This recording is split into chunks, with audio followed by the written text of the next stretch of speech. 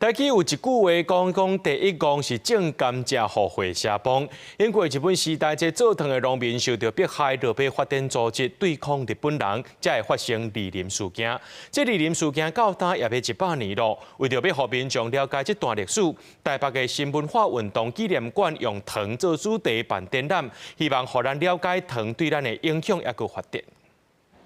台湾俗语讲，第一公种甘蔗互回社帮。讲的是日本时代甘蔗农民交甘蔗去糖厂，互日本人压价计销，为啊引起甘蔗农民的不满。1925年伫中华发生李林事件的农民运动，相片顶悬的人就是甲李林事件有关系的人。今年拄好是李林事件100年，台北市文化局举办展览，让民众了解这段历史。注意到我们台湾非常重要的一个历史。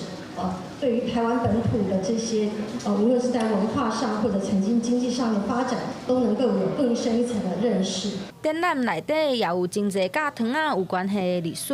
有卖糖仔的柜台，阁有真侪糖仔的盒仔，也有过去糖厂的介绍。7.0讲，展览是想要传达100年来糖的发展。连接生活中咱甲糖的关系。展览里面也透过这样子的巧思去带着大家省思，然后同时也去回顾，就说100年来就是台湾糖业经济的发展以及大众饮食的这个根源。所以就是透过让大家这种身临其境的感受呢，会从这个欢快的气氛，渐渐的转入到一个省思的氛围。那我们也希望说，可以借由这样子的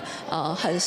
实景式的复刻实景式的，应该是说模拟实景式的这种手法，让大家可以有这种沉浸式的体验。台北市文化局伫新文化运动月有推出真侪活动，除了展览，阁有戏剧表演、音乐会等等，为期1个月，伫大场顶让民众感受台湾历史中糖的滋味。记者陈心彤、曾俊佑台北报道。